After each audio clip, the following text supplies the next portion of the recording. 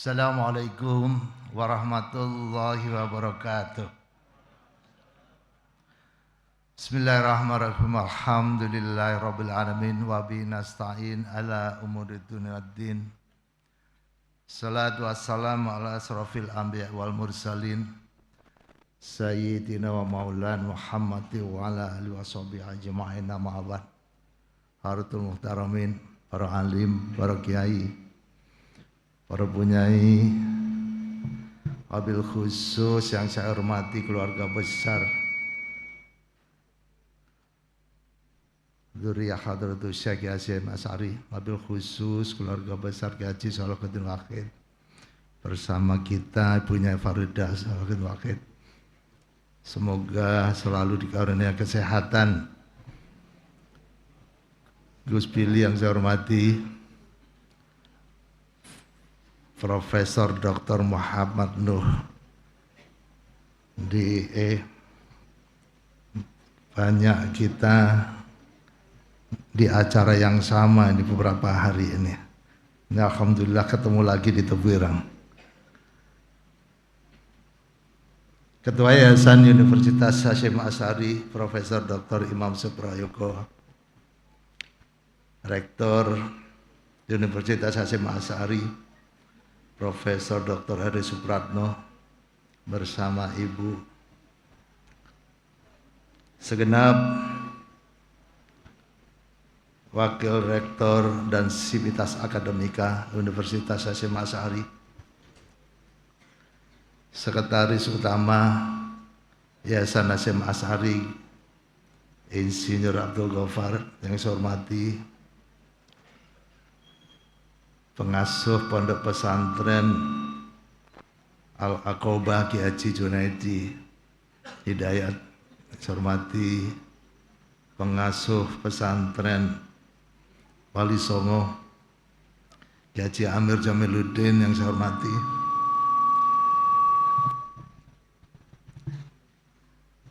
hadirin hadirat rahmatullah yang pada malam hari ini mudah-mudahan selalu dicurahkan barokah rahmat Allah Subhanahu wa taala. Alhamdulillah kita pada malam hari ini kita bisa bermujaahah, bersilaturahim di tempat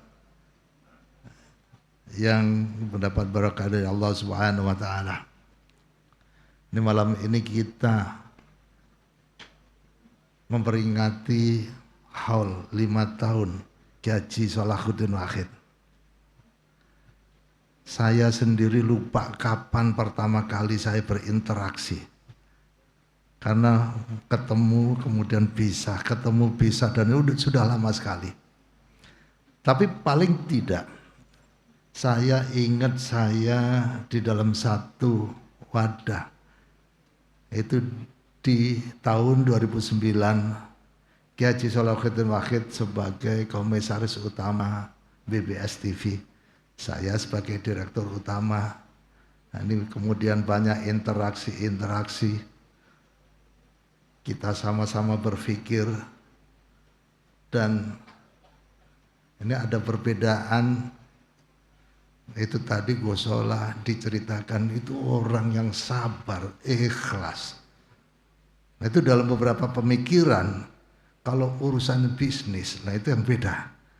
Saya tiap kali kita mau melangkah, hitung dulu untung ruginya, balik modal apa tidak.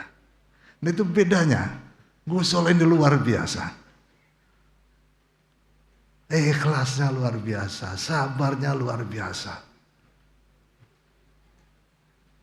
Dan perjalanan kita sampai akhirnya saya di tahun 2015 datang ke rumah, ngobrol-ngobrol ringan, dan kemudian beliau menyampaikan, sampai nanti gantikan saya di Tebuireng. Hah, kaget saya. Ini ceritanya gimana? Tahu saya yang diminta menggantikan. Akhirnya ya memang harus begitu beliau hitung-hitungan. Akhirnya saya tidak bisa nolak juga, ya insya Allah kalau begitu. Maka kemudian itulah saya mulai ikut memikirkan Pondok Tepireng. Dan di 2016 tanggal 31 Januari saya dilantik menjadi wakil pengasuh yang disiapkan untuk menggantikan beliau. Nah itulah kemudian banyak hal yang kita bicarakan. Banyak hal saya juga belajar soal ikhlas. Ini terutama ikhlas ini. Ini luar biasa ya. Banyak hal, banyak beberapa kali itu. Kadang-kadang kita bicara, itu saya masih terbawa. Saya masih punya kantor, jadi masih hitung-hitungan. Kalau melangkah itu ya hitung dulu untungnya berapa. Kita banyak diskusi, tapi lama-lama saya baru menyadari, ya itulah yang seharusnya dilakukan. Apalagi kemudian kalau ngurusi pondok. Satu ketika beliau menyampaikan kepada saya, minta pendapat saya. Rumah di Jakarta saya mau jual. Kurang lebih 20 M. 10 M itu untuk anak-anak. 10 M untuk Unhas. Oh kaget saya. Ini biasa, pebisnis kan mikir dulu. Ini ngasih-ngasih gitu. Dan saya terus terang memang agak keberatan. Tetap aja pebisnisnya ini. Ini mohon maaf Pak Rektor, ini akhirnya nggak jadi dijual. Saya hanya menyampaikan waktu itu hitung-hitungannya, terus akhirnya pertimbangannya beliau setengah-setengah jual, akhirnya nggak laku-laku juga karena menjualnya setengah-setengah. Dan makin lama saya makin memahami keikhlasan. Akhirnya beliau menyampaikan yang penting itu kebaikan, udah jalankan saja. Mungkin saking jengkelnya saya itu ngototan. Itu kebaikan-kebaikan jalanin saja. Nah itu yang kemudian saya pikir akhir-akhir ini. Itu kebaikan-kebaikan datang dari Allah. Jadi beliau selalu di jalan Allah. Sebagaimana firman Allah, wala tahsabanna alladziina qutilu fi sabilillahi amwata bal ahyaun inda rabbihim yurzaqun. Jadi jangan sekali-sekali mengira orang-orang yang wafat fi sabilillah di jalan Allah itu wafat. Bal ahyaun, tetapi sebaliknya. Mereka-mereka itu, beliau-beliau itu di hadapan Allah itu diberikan rezeki. Jadi tidak wafat, tadi disampaikan juga oleh Profesor Imam, bahwa tidak wafat, indallahi yurjaqun, di hadapan Allah tetap mendapatkan rezeki.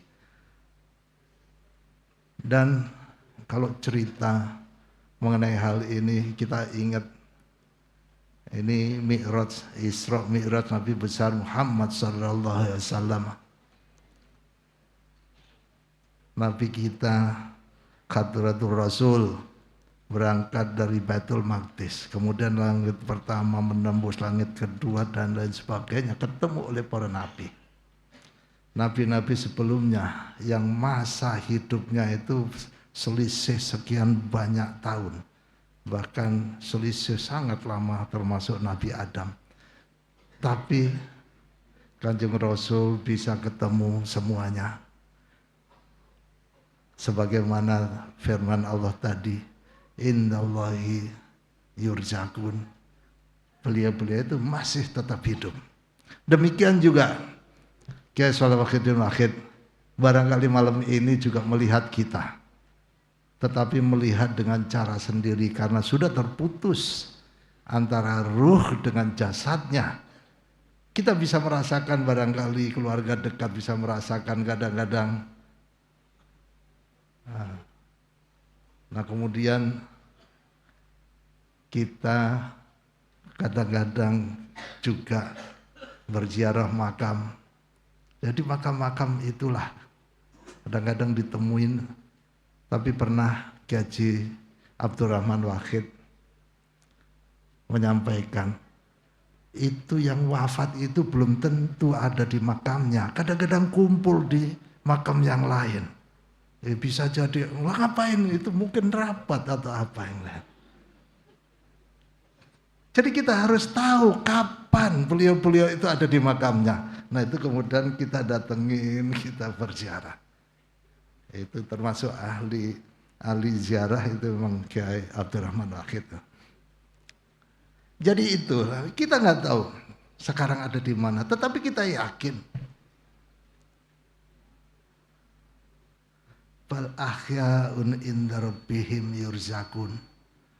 Jadi apa yang kita lakukan sehari-hari, apa yang kita lakukan pada malam hari ini, nah ini kita mengingat kembali, karena yang diingat juga begitu. Beliau-beliau itu, almarhum itu juga menunggu kiriman dari keluarganya. Beliau-beliau itu menunggu karena memang sudah terputus ruhnya dengan jasad yang sudah terputus, sehingga beliau-beliau itu tidak bisa mohon kepada Allah berdoa, tidak bisa berkomunikasi dengan kita karena sudah terputus ruh dengan jasadnya itu. Nah ini kita alhamdulillah pada malam hari ini kita membacakan surat Yasin, di mana fadilah surat Yasin yang begitu banyak. Surat Yasin itu kalau dibacakan bagi orang sakit akan diringankan sakitnya. Orang yang menjelang ajal dibacakan surat Yasin akan diringankan prosesnya. Nah ini kalau dibacakan kepada orang yang sudah wafat, mudah-mudahan diangkat derajatnya di tempat yang mulia di sisi Allah Subhanahu wa taala. Dan mudah-mudahan sampai di sana kemudian mengangkat derajat keluarga yang ditinggalkan, ikut terangkat juga derajat keluarga yang ditinggalkan ini. Dan itu kita harus sering kita sampaikan, mungkin barangkali setiap saat kita mengirim Fatihah, setiap hari paling tidak. Karena memang firman Allah Subhanahu wa taala, kullu nafsin dha'iqatul maut wa innamat tuwaffawna ujurakum yaumal qiyamah. Wa man zuhziha 'anil nar wa adkhilal jannah wa man faqad faz. Wa mal hayatud dunya illa mata'ul ghurur. Jadi setiap orang yang memang harus mati akan menemui kematian. Dan wa innama tuwaffawna ujurakum, dan sesungguhnya balasan bagi kalian itu di hari akhir ada yaumul hisab. Jadi kalau sekarang kita kirimkan dicatat lagi, nanti besok kita kirimi lagi dicatat lagi. Nah itu nanti balasannya akan terakumulasi di yaumul hisab pada saat nanti di akhirat. Maka oleh karena itu Gus Billy rajin-rajin kirim Fatihah. Jangan lupa Pak Samin dicatat, jangan khawatir. Ini karena ada yang bilang nggak nyampe, bilang nyampe orang nggak balik ini. Insya Allah dicatat, selalu dicatat. Itu nanti di yaumul hisab akan ditotal semuanya. Semuanya totalan. Nah, kemudian insya Allah kalau melihat bagaimana Kiai Haji Sholahuddin Wahid yang selalu dalam kebaikan, itu artinya fisabilillah. Dan kalau fisabilillah itu indarobim yurzakun, di hadapan Allah itu masih mendapatkan rezeki. Nikmat itu insya Allah di sana nikmat. Apalagi kalau kita tambahin lagi, insya Allah mudah-mudahan derajatnya diangkat oleh Allah Subhanahu wa taala. Ini saya juga terkenang, memang saya berapa kali itu memang ada perbedaan ya, karena memang dasarnya berbeda. Yang satu ikhlas, yang satu pebisnis itu. Tapi akhirnya saya belajar banyak dari situ. Jadi udahlah, pokoknya kalau udah kebaikan itu udah nggak usah hitung-hitungan. saya pikir ini sesuatu yang lucu waktu itu kalau diingat itu emang ya memang yang benar emang Gus Solah emang. Ya mudah-mudahan kita doakan beliau di tempat yang mulia di sisi Allah Subhanahu wa taala. Demikian yang bisa saya sampaikan. Wallahul muwaffiq ila aqwamit thoriq. Assalamualaikum warahmatullahi wabarakatuh.